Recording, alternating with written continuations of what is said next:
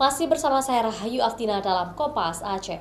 Saudara, merebaknya penyakit mulut dan kuku pada hewan ternak membuat para penjual daging mendapatkan banyak pertanyaan dari konsumen tentang daging yang dijualnya.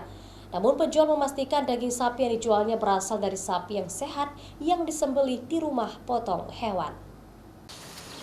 Penyakit mulut dan kuku yang mewabah saat ini membuat para penjual daging di Banda Aceh juga merasa khawatir. Terutama menurunnya penjualan daging sapi akibat wabah PMK yang menyerang hewan ternak di Aceh. Banyak pertanyaan dari konsumen apakah daging yang mereka jual berasal dari sapi yang sehat dan bebas dari penyakit mulut dan kuku.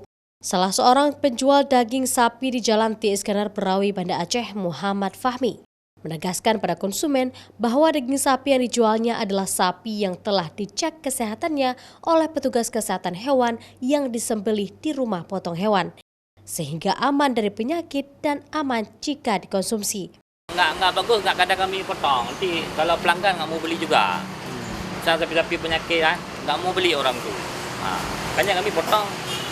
Dilihat orang walaupun barang ini kan bagus, makanya kami jual agak mahal dikit gitu, orang mau juga beli. Ini sapi-sapi yang kurang-kurang sehat tuh kita potong, nggak ada orang beli itu. Lihat aja pun nggak mau orang.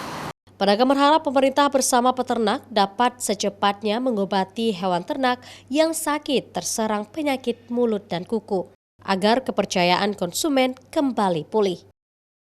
Mustajab, Kompas TV, Banda Aceh.